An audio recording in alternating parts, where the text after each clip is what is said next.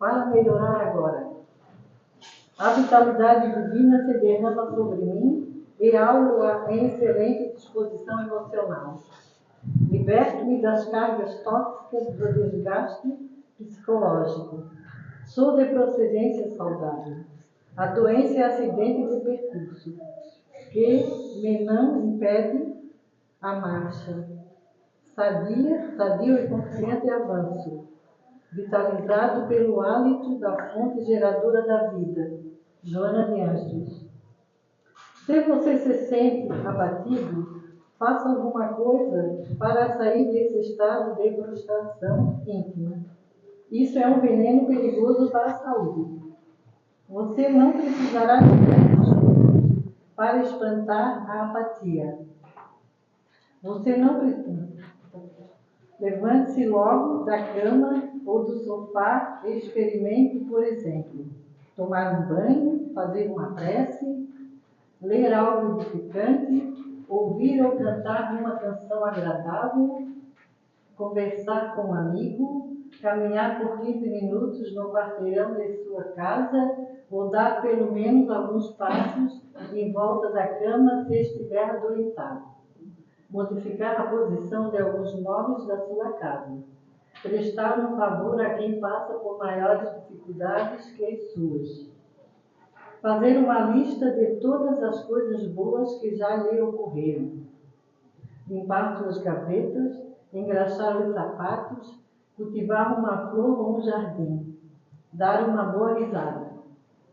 O importante é interromper o quanto antes o circuito da melancolia, fazendo algo de bom por si mesmo, a fim de que Deus não o encontre de braços cruzados, esperando a morte chegar.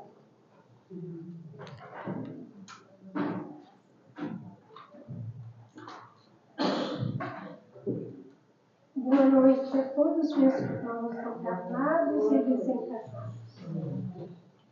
Vamos aproveitar este momento sublime, meus irmãos, nos desligando de tudo lá fora. Em primeiros instantes, agradecendo a Deus, nosso Pai, a Jesus, a nossa Mãe Maria Santíssima, por mais essa oportunidade, no qual nos foi concedida de podermos estarmos aqui reunidos no seu santo nome, para mais esse aprendizado da noite de hoje. Dá-nos proteção, Mestre. Inspira-nos tudo de bom.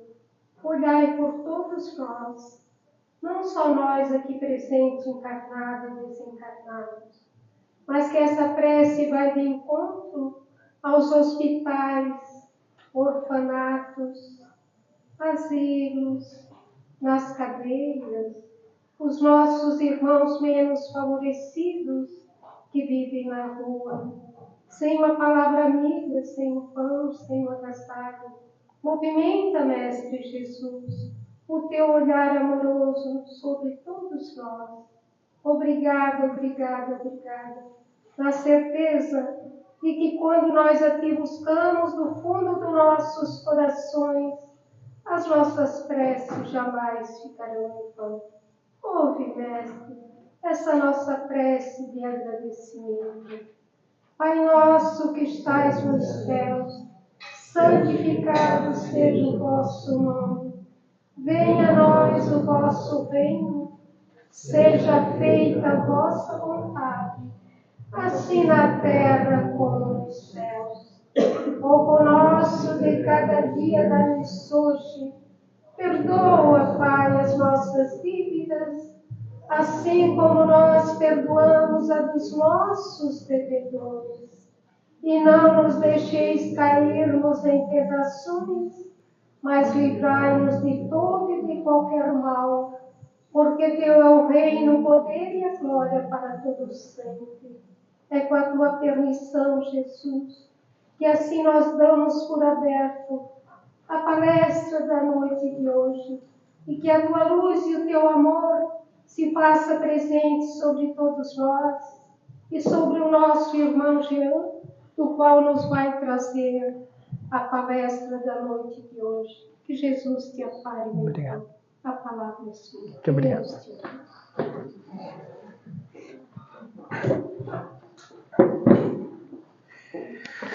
Queridas irmãs e irmãos, boa noite. Nós gostaríamos de agradecer inicialmente a Deus a oportunidade de estar encarnado e receber a permissão do Pai para falar em seu nome, em nome dos postulados do Evangelho, da Boa Nova de Jesus, que nós sabemos somos muito acanhados ainda moralmente, mas que, como Deus não pode esperar que nos santifiquemos primeiro para depois trabalhar, Ele usa da gente, mesmo imperfeito, e a gente contribui quando muito se esforça, não atrapalhando o plano da espiritualidade. Então, a eles o nosso agradecimento, o agradecimento aos mentores e guias espirituais que nos acompanham, que porventura possam vir a nos intuir e que possamos trabalhar em conjunto nesse trabalho que não é único, não é solitário, muito pelo contrário, é um trabalho realizado por uma falange de espíritos e nós hoje somos responsáveis por falar alguma coisa aos meus irmãos. Agradecer a casa pela coragem de me convidar. Porque sem a seara o trabalhador não pode trabalhar. Então, se eu não tiver o convite desses irmãos abnegados, caridosos, bondosos, que tocam essas casas espíritas por esse mundo afora, eu iria voltar com o mesmo débito do que quando aqui tivesse chegado. Não que quando eu voltar, o débito vai estar muito menor, mas alguma coisinha, pelo menos a gente já pode ter feito. E, claro, trazer o abraço fraterno do grupo de trabalhadores do Centro Espírita Juvencio Araújo Figueiredo, que é a casa a qual nós contribuímos, localizada lá no bairro José Mendes, em Floripa. Então, quem vai para o sul da ilha, que não passa pelo túnel, passa pelo caminho antigo, caminho da Coca-Cola. Isso aí só o manezinho conhece. O caminho da Coca-Cola vai passar na frente da nossa casa. Então, feitas as aberturas, eu não posso me alongar muito, porque às vezes a gente se envolve demais na abertura e acaba comendo um pedaço da palestra. Então vamos direto ao ponto. Tá? Eu não sei se hoje eu vou ser tão engraçado, tá? Porque não é todo dia que o meu guia espiritual que fazia stand-up, ele vem comigo, às vezes é um outro, né? Então a gente nem sempre vai ser engraçado. E a proposta não é ser engraçado. O fazer rir apenas é quebrar um pouco o gelo, quebrar um pouco o peso, porque a gente vem lá de fora carregado com nossos problemas. Então, se chegar aqui, ficar todo mundo sisudo, todo mundo... Eu acho que a senhora que fez a leitura aqui, ela falou de pelo menos uma gargalhada no dia, né? Dá um sorriso, né? Se a gente tiver essa oportunidade. Bom, gente, 18 de abril é uma data que o espírita não pode esquecer. É aquela data, é aquela pergunta que cai no Enem espírita, se houvesse. Eu brinco que é Enem espírita e tem gente que acaba acreditando que tem. Mas cairia no Enem se houvesse o Enem espírita. 18 de abril de 1857, o nascimento da doutrina espírita. Não nasceu exatamente nessa data. Essa data foi a publicação da primeira obra, a primeira publicação do Livro dos Espíritos. Mas Kardec já vinha trabalhando com as informações espirituais desde antes. Perto de 1850 para frente, 53, ele já vinha trabalhando com as informações que vinham do mundo espiritual através das reuniões das mesas girantes.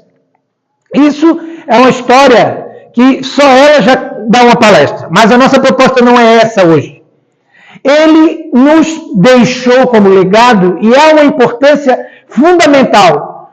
Nós precisamos exaltar Kardec, nós precisamos ler Kardec, nós precisamos estudar Kardec, divulgar Kardec, porque são as obras básicas dessa doutrina. O próprio Kardec disse que o dia que a ciência comprovasse que a doutrina espírita estava errada em um postulado sequer, dali por diante nós deveríamos seguir a ciência naquele postulado e deixar de lado a ideia da doutrina espírita. Isso não aconteceu até hoje. Até hoje a ciência não consegue rebater com propriedade os postulados dessa doutrina, dessa ciência, filosofia e religião. Bom, e ele nos deixou como legado o Livro dos Espíritos e uma obra importantíssima para que servisse de norte para a humanidade, porque a doutrina espírita, ela é o Consolador prometido.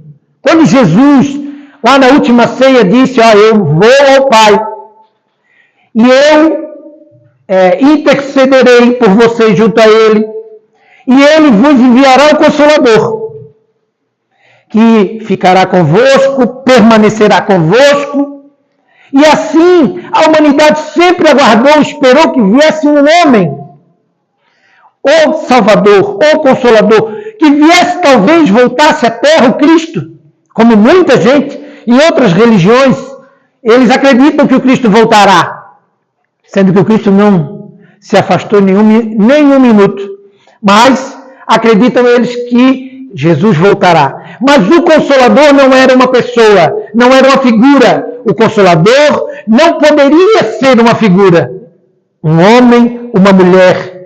Por quê? Porque senão não cumpriria aquilo que foi predito, que iria permanecer conosco. Qual é a criatura que permanece para a vida toda conosco? Para a eternidade. A gente desencarna, a gente morre, a gente tem prazo de validade. Uma hora a gente vai. Espero que nós aqui não vá tão cedo, tá? Vamos deixar para ir um pouquinho depois. Mas uma hora a gente vai. Então não podia ser um homem, uma mulher. Teria que ser um corpo doutrinário. Uma filosofia, uma ciência, uma religião. Para que pudesse permanecer sendo estudada pela humanidade. Então nunca vai ser repetitivo estudar Kardec. Nunca vai ser demasiado estudá-lo. Precisamos vir sempre ao Livro dos Espíritos. Claro que podemos ler qualquer outro tipo de obra espírita, não tem problema. São muito boas, importantes, fundamentais, mas a doutrina, a obra básica é essencial. E no Livro dos Espíritos, na pergunta, vejam a volta que eu dei para agora que eu consegui entrar. Não é fácil não, gente. Na pergunta 886, Kardec perguntou aos espíritos da seguinte forma: qual o verdadeiro sentido da palavra caridade? Até aí estava tudo bem, porque a gente entende que Kardec queria deixar um legado para nós, esclarecer, facilitar. Então vamos explicar o que é caridade? Qual o verdadeiro sentido da palavra caridade? E quando a gente começa a ler essa pergunta, automaticamente nós conseguimos observar dentro de nós alguns sentimentos caridosos. Nós não somos tão maus assim, a gente já faz a caridade, a gente já pratica atos bons, a gente já faz coisa boa. Então, a caridade, a gente entende. Pode até não praticá-la constantemente, 24 horas por dia, mas a gente a entende. Mas a pergunta não terminou ali. Tinha uma vírgula. Qual o verdadeiro sentido da palavra caridade? Como entendia Jesus? E aí, gente, aí a casa caiu.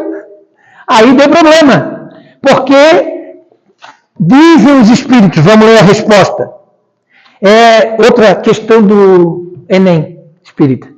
Tá? Que a gente, para fazer vestibular, eu fazia vestibular, é só como eu sou velho, hoje em dia não tem mais isso, mas a gente juntava algumas letrinhas para decorar, né? E aqui a gente tem como fazer uma decoreba, é o BIP, benevolência para com todos, indulgência para com as imperfeições alheias, perdão das ofensas. Então, assim entendia Jesus o que é a caridade. Benevolência, ser bom. Nós sabemos o que é ser bom, nós nos esforçamos por ser bom, mas ainda nós não despertamos completamente para a bondade. Ainda temos momentos infelizes do dia, somos mais reativos do que ativos. Respondemos mais do que criamos algo de bom. E não se ofenda e não se sinta mal por isso, não, porque isso faz parte da camada de evolução em que todos nós que estamos encarnados na Terra participamos. Então é normal. Mas Jesus entendia caridade como benevolência para com todos. Já entendemos que é importante fazer o bem, mas é para com todos. A gente faz o bem para os nossos, fazemos o bem para os nossos familiares, para os nossos amigos, para os nossos colegas, para o pessoal da casa espírita fazemos bem. Mas e os bandidos? E os criminosos? E os assassinos, os latrocidas, os estupradores, os ladrões? Com esses nós teríamos a coragem de fazer o bem? Jesus não observou isso em ninguém. Ele atendeu a todos. Jesus atendeu as mulheres de má vida. Ele atendeu os mendigos. Atendeu os publicanos. Atendeu os fariseus. Ele não olhou para ninguém. Ele simplesmente fez o bem. Benevolência para com todos. Indulgência para com as imperfeições alheias. É quando a gente, para ser indulgente, nós nem vemos, nem percebemos o defeito do outro. Sabe? Quando a nossa esposa gastou no cartão de crédito e a gente nem viu. Ela deu aquela abusadinha. Quando meu marido deixou a toalha molhada em cima da cama, nem viu, nem se preocupou. Indulgência. Claro que são exemplos muito pueris, mas é só para ficar um pouquinho engraçada para não ficar tão pesado. Porque ser indulgente é não observar nem mesmo, é não dar importância nem mesmo para aquela pessoa que nos fere. É aquela máxima do cristianismo de oferecer a outra face. Oferecer a outra face não é dar o rosto do outro lado para que bata também. É retribuir o mal que foi praticado com o bem. É a outra face da moeda. Então, oferecer a outra face. E perdão das ofensas. Conforme entendia Jesus, a gente deve perdoar. E a gente já sabe perdoar. A gente se custa a perdoar. Porque se mantém magoado, se mantém ofendido. Nós somos muito ainda sensíveis. Né? Nós somos, eu não sei aqui, hoje em dia já não tem mais por aí, mas eu sou do tempo que tinha uma plantinha que a gente tocava. Eu não me lembro o nome, não me foge o nome dela agora aqui. A gente tocava na plantinha, ela fechava. Dormideira, isso. Tocava na plantinha, ela fechava. Nós somos assim. Nós somos assim. Quer ver na casa espírita? Porque a gente vem para a casa espírita para pedir socorro, pedir ajuda, é atendido, aí é chamado para o trabalho, vem para o trabalho mediano. Já estou saindo do tema, olha só. Não consegui chegar nem na parábola do bom samaritano ainda. Mas, quando chega aqui, a gente se magoa. Quando alguém tenta nos dizer algo que, assim não pode fazer, irmão. O passo desse jeito está errado. A palestra não pode ser assim, você tem que ser mais de uma forma ou de outra, tal. Sempre tem alguém que orienta. E nós estamos perdendo a mão. As pessoas estão abrindo mão de cobrar. Não é uma cobrança maldosa, uma cobrança exigente, não. A cobrança de, olha, veja bem, vamos aqui, temos que seguir no caminho correto, assim é melhor, assim está dentro das obras, assim está dentro dos livros, assim nós estamos de acordo com o que diz a doutrina espírita. E isso se espalha para o mundo lá fora. Nós estamos com medo de cobrar. E não sendo cobrados como espíritos imperfeitos que somos, tomamos caminhos tortuosos, equivocados. Eu vim agora há pouco, estava caminhando numa calçada e vinha uma criança com um patinete.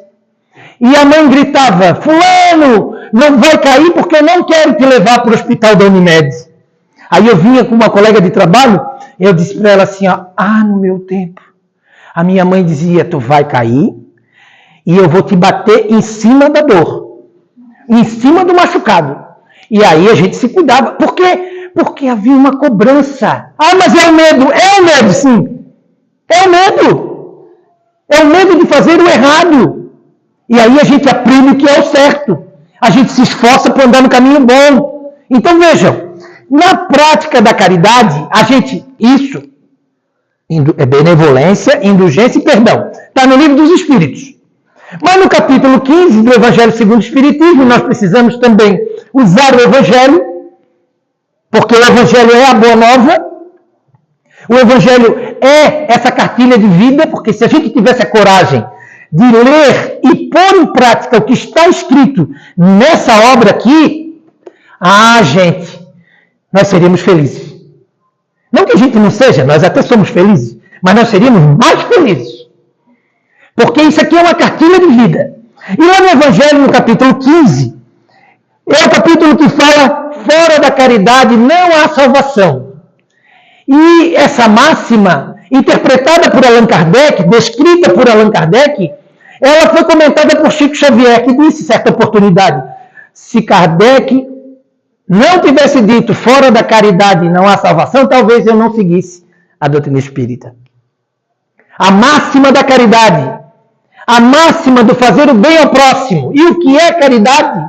Conforme entendia Jesus, BIP, benevolência, indulgência, perdão. Mas, certa oportunidade, quando Jesus estava aqui, e aí a gente tem que remontar ao Cristo, a gente tem que voltar na história. Não caia na besteira, gente, como está aí pelo mundo afora atualmente. Não, a história não quer dizer nada, o passado não quer dizer nada. Nós estamos revolucionando.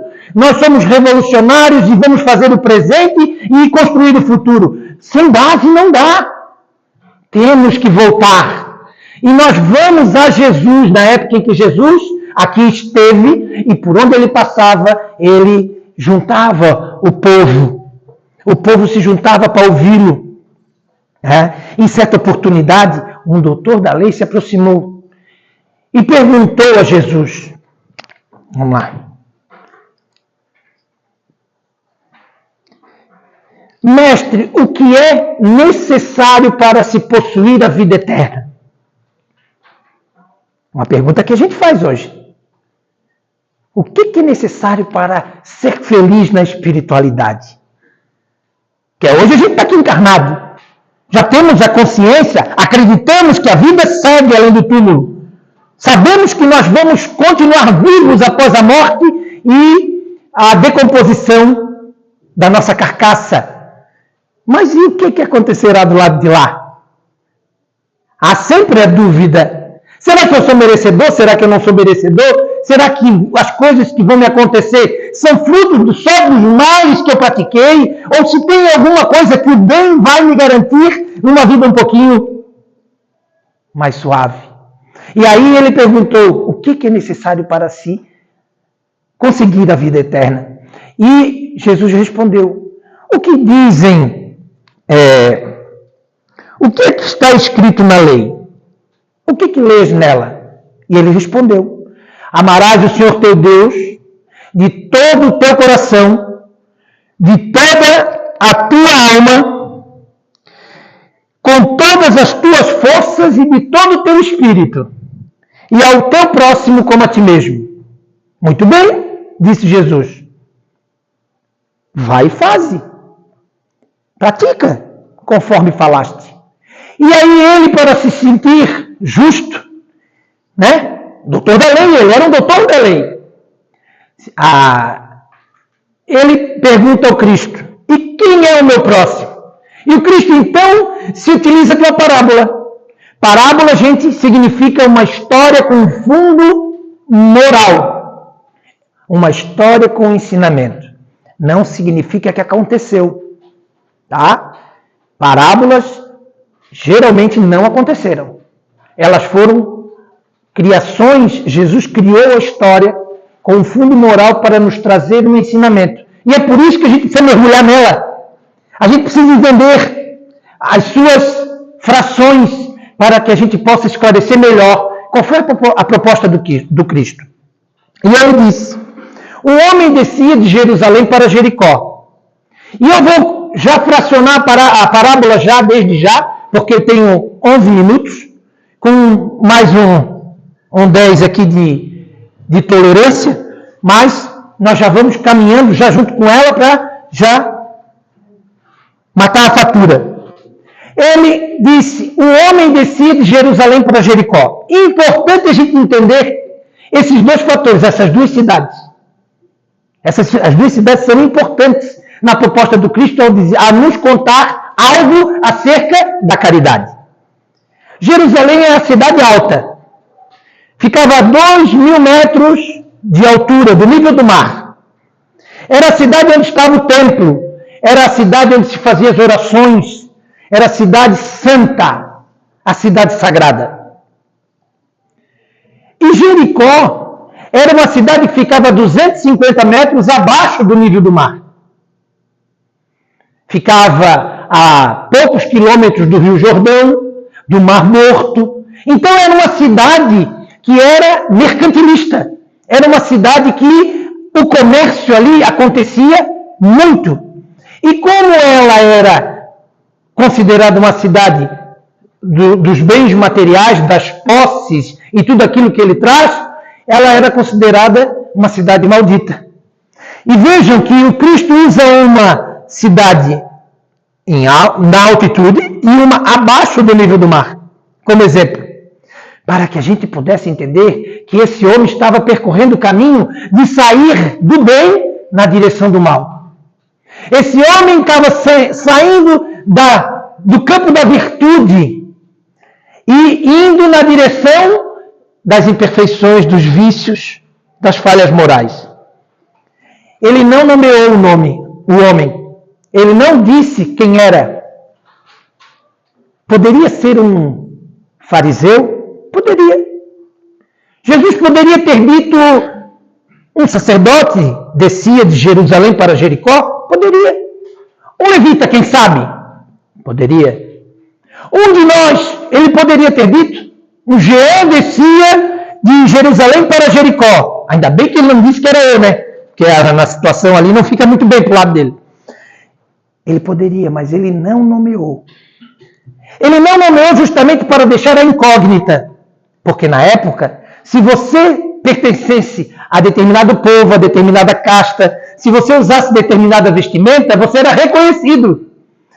Esse aqui é do meu povo. Esse aqui é um espírita. Olha só, eu estou vendo pela roupa que ele é um espírita. Ou então ele é um católico. Estou vendo pela roupa que ele é um católico, um protestante, um evangélico.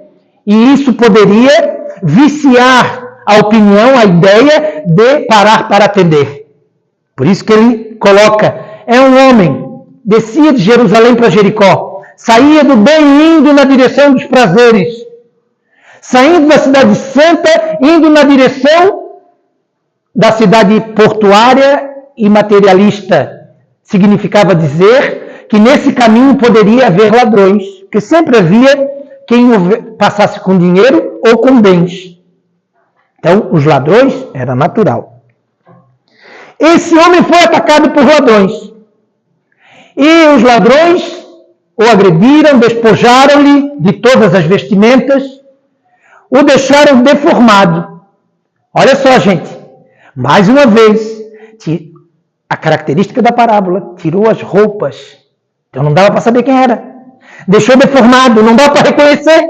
Era meu amigo? Não sei se era meu amigo. Era meu inimigo? Não sei. Não dava para reconhecer. Então, ali deixaram-o semi-morto e foram embora. Quem são esses ladrões da parábola?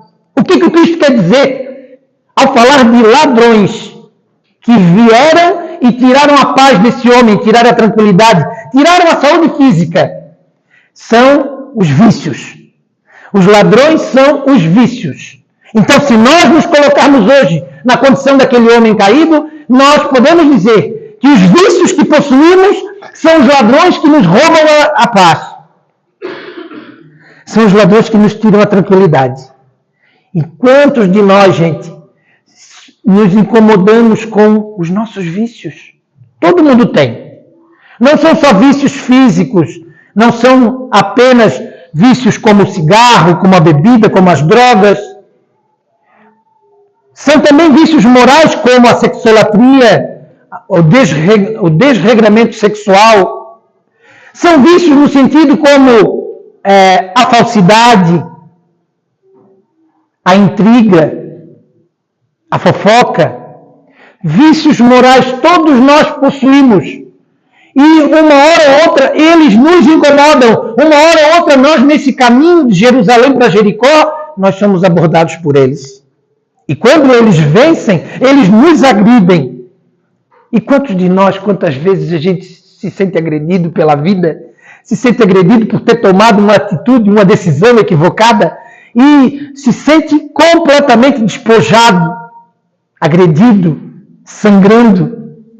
Assim são os ladrões. Essas feridas que o homem ficou na parábola, são a representação do remorso, da mágoa. A gente se arrepende do que fez e fica com remorso, guarda o remorso. Isso faz bem para alguém? A doutrina espírita vem para libertar as consciências, justamente para falar desses ladrões e dessas feridas, para que a gente possa as trabalhar. Bom, segue a parábola dizendo, o homem ficou caído semi-morto no caminho. Por ali descia um sacerdote. E ao ver o homem caído, o que ele fez? Não parou. Observou o homem caído e seguiu o seu caminho. Vejamos, o sacerdote era o representante da religião. Era um homem religioso. Jesus está colocando ele na parábola justamente para chamar a atenção. Não é por ter o título de espírita, trabalhador espírita, que nós teremos a paz no mundo espiritual. A gente precisa ser merecedor. Tem muito trabalhador espírita nas colônias de tratamento, nos hospitais espíritas do plano espiritual, muito presidente de casa espírita. Tem muitos também que estão trabalhando no movimento espírita. Por quê? Porque não é o título. O sacerdote, segundo Jesus, descia também de Jerusalém para Jericó, ou seja, ele também saía de uma vida moral elevada para uma vida mundana. Ele também fazia o mesmo caminho do homem e não parou para ajudar. Isso vinha o levita. Quem eram os levitas? Os levitas eram aqueles que liam as escrituras e as guardavam. Eles trabalhavam naqueles templos, lá guardadas as escrituras, eles cuidavam delas. Mas por que é importante a gente entender? Porque eles sabiam ler. E eles leram a lei. Eles tinham conhecimento da lei. Então havia uma certa esperança de que, conhecendo a lei, lendo a lei, porque a maioria do povo era analfabeto, não sabia ler, não sabia escrever, aqueles que assim sabiam, poderiam então ajudar. E o levita não para, não desce da sua montaria. Nisso, por ali passava um samaritano. Vejam, Jesus não disse que o samaritano descia. Quando ele diz por ali passava, a gente não é capaz de garantir, de afirmar, que o samaritano descia do bem para o mal. E também não podemos dizer que o samaritano estava se esforçando de sair do mal para uma atitude virtuosa, para o bem, para uma cidade de luz. Não podemos, porque na parábola ele disse, por ali passava. Já para nos deixar na dúvida. Justamente, propositalmente, pensemos agora, esse homem por ali passava, e ele para e desce da montaria. Opa!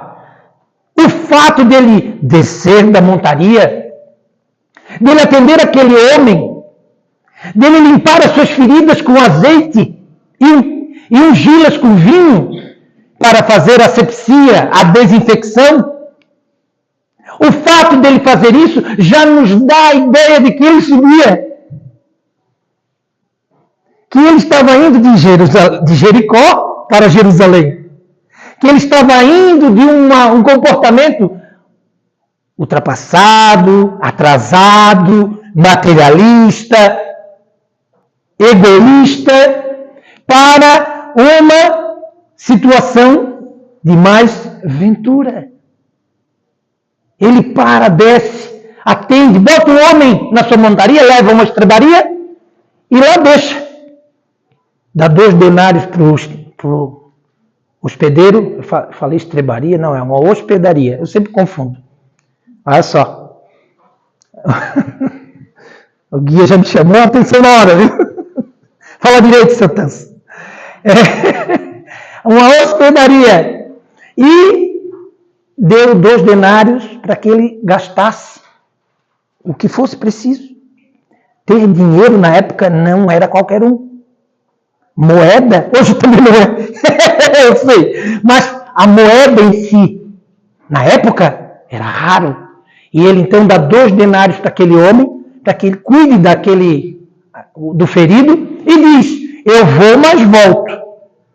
Quando eu voltar, se gastares mais, eu te pagarei. A hospedaria, gente, a gente não poderia considerar que a casa espírita é uma hospedaria?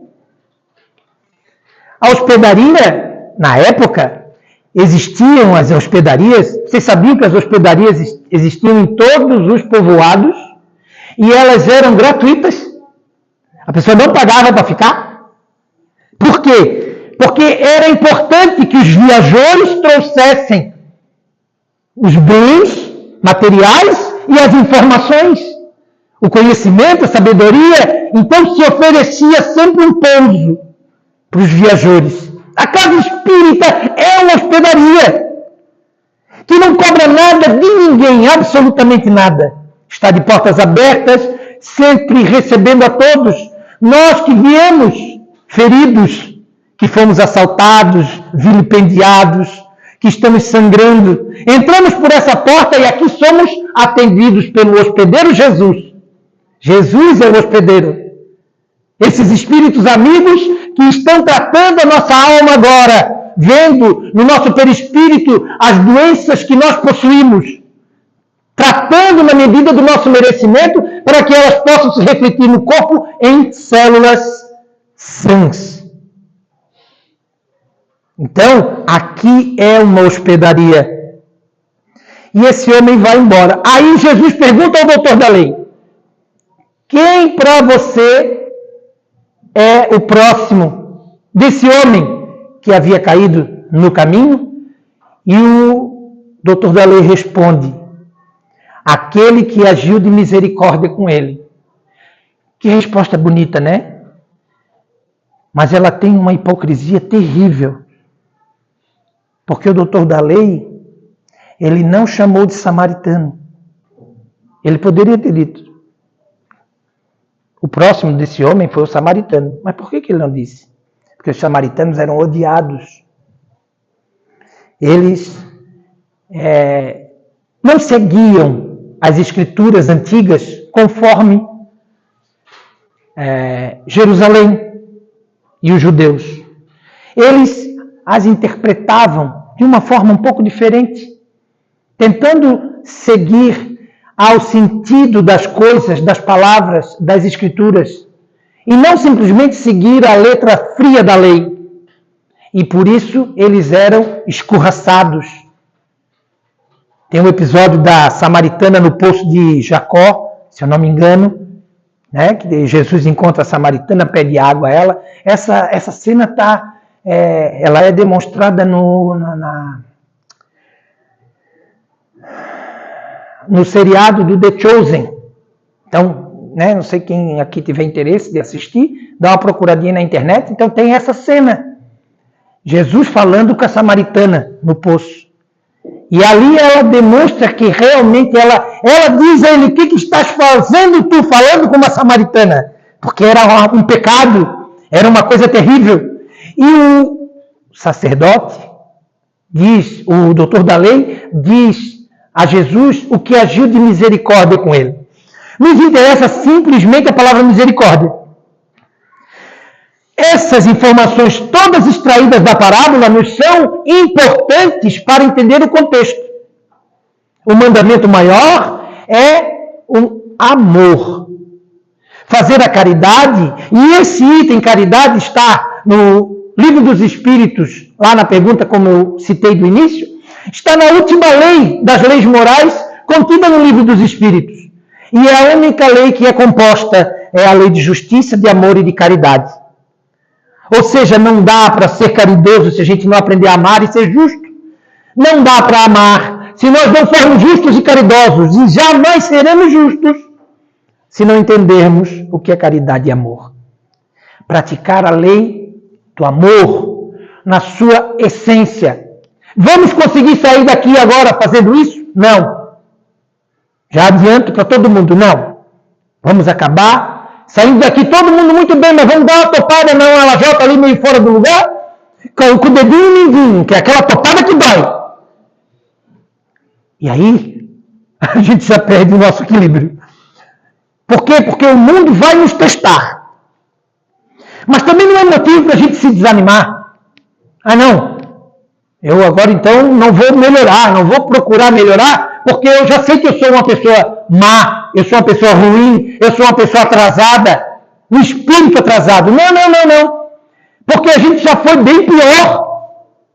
As reencarnações sucessivas, elas nos dão a garantia de que nós, nas vidas passadas, fomos piores.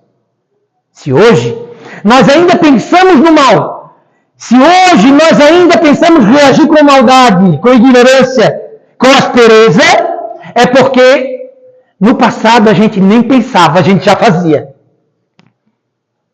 Então, não se desespere. A proposta da doutrina espírita é justamente, conforme Kardec disse na introdução do Livro dos Espíritos, libertar as consciências. A doutrina espírita é a libertadora das consciências. Tenha a sua consciência livre. Livre para pensar, livre para estudar, para entender, para compreender, livre para executar. Execute quando for possível. Não precisa sair por aí afora, doando tudo que tens. Como disse o Cristo para aquele jovem, dá tudo que tens e segue-me. Não. Também não é preciso se preocupar. Quando Cristo disse, quando aquele outro jovem disse ao Cristo, eu preciso primeiro enterrar meu pai, depois eu te sigo. E isso nunca chegaria. Não se preocupe com isso. Nós já estamos fazendo a melhor escolha. Nós já estamos optando por num dia, numa terça-feira à noite, abrir a mão dos nossos afazeres. De tudo aquilo que a vida lá fora nos chama atenção, e ela é muito atrativa. Nós já conseguimos abrir mão para vir aqui. Não importa se é empurrado pela dor. A dor é uma amiga companheira. A dor, ela é o cajado do bom pastor, que nos coloca de volta no caminho, já que a gente deu uma desgarrada. A dor é essa amiga companheira. Ah, os espíritas são sádicos. Não são não. Ninguém gosta de sentir dor, mas a dor é importante. Até que a gente amadureça o suficiente e não precise dela. E chegará o momento que isso acontecerá. Então, gente, a proposta de falar sobre a caridade, sobre a misericórdia, que hoje nós somos agraciados, porque a espiritualidade está aqui hoje fazendo a maior caridade conosco. Jesus está agindo de misericórdia para conosco, sem olhar os nossos defeitos. Então vamos aproveitar. Vamos aproveitar e nos entregar completamente ao Cristo como espíritos. Não sejam corpos agora. Sejam espíritos, pensem como espíritos livres. Cuidado, se tiver algum médium, não vai, sair do corpo. Calma. Mas pensem como espíritos livres, como espíritos eternos. Não se preocupa com a conta que tem para pagar, com o carnê. Não se preocupa, aqui não é o momento. Amanhã a gente paga. Aqui é o momento de pensar como espírito livre e sair daqui aliviado, fortalecido, junto desses amigos espirituais. Levem para casa. Levem paz que vieram aqui buscar. Levem amor. Levem compreensão, entendimento. Levem sabedoria. Levem tranquilidade. Levem tudo isso que agora os espíritos estão a nos passar. Como bons médios de passe, do plano espiritual, passe direto, como eles estão dando agora em cada um de nós. O nosso agradecimento aos meus irmãos que entregaram a sua audiência cativa a nós outros nessa oportunidade. Semblantes amáveis, agradáveis, que nos auxiliaram muito nessa tarefa de falar sobre um tema tão importante como a doutrina. Que Deus os abençoe, que os seus mentores, guias espirituais estejam todos fortalecidos para continuar ao seu lado. A casa, mais uma vez, a minha gratidão pelo convite, por oportunizar a tribuna espírita para que a gente pudesse trocar algumas ideias. Ninguém aqui é professor. Ninguém aqui sabe mais do que ninguém. A gente apenas lê e fala. Diferente de muitos que apenas precisam ler. Eu sou tão devedor que eu tenho que ler e falar. Voltem para casa com paz, com luz, com tranquilidade. E na próxima reunião, não se esqueçam de estar reunidos aqui, compartilhando desse pão espiritual, dessa santa ceia que é ofertada a nós outros, todas as reuniões que acontecem da Casa Espírita. Obrigado, uma boa noite e até a próxima.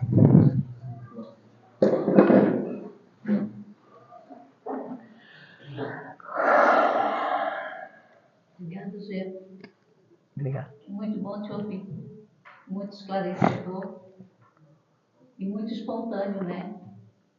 A doutrina espírita nos dá todos os dias uma nova oportunidade da gente colocar em prática esses ensinamentos. Ela nos tira dúvida, mas ela também nos coloca muitas interrogações, que faz com que a gente vá em busca daquilo que a gente acredita, daquilo que a gente duvida, mas como o Jean mesmo falou, a gente precisa ter uma base, uma referência. Não dá para construir casa em cima de areia. Precisamos ter o alicerce. E a doutrina espírita é o nosso alicerce. Então, convido a todos a fechar os nossos olhos, elevando o nosso pensamento a Deus e agradecendo por todos esses ensinamentos que foi nos passado, que possamos refletir sobre tudo isso e aonde a gente está. Somos os samaritanos ou somos o doutor da lei, que ainda queremos fazer justiça com nossas próprias mãos? Vingança tem o nome de justiça hoje. Obrigada, Mãe, que as tuas energias de amor, que a tua ternura possa chegar em nossos corações, educando cada filho, amando também. Todos nós estamos sob a tua proteção.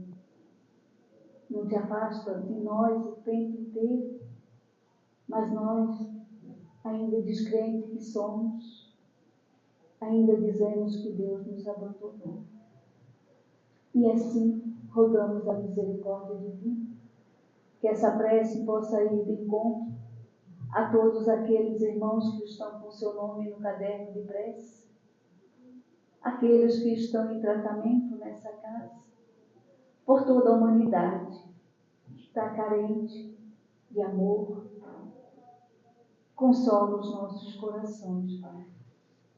Pai nosso, que estais no céu, santificado seja o vosso nome. Venha a nós o vosso reino. Seja feita a vossa vontade, assim na terra como no céu. O pão nosso de cada dia nos dai hoje. Perdoa, Senhor, as nossas ofensas, assim como nós perdoamos a quem nos tem ofendido. E não nos deixeis cairmos em tentações, mas livrai-nos de todo o mal, que assim seja. E assim pedimos permissão para darmos por encerrado a palestra doutrinária da noite de hoje, que ao sairmos daqui possamos levar para os nossos lares muita paz e muito amor no coração. Pedimos a todos que permaneçam em silêncio, que vão ser chamados logo em seguida do Pai.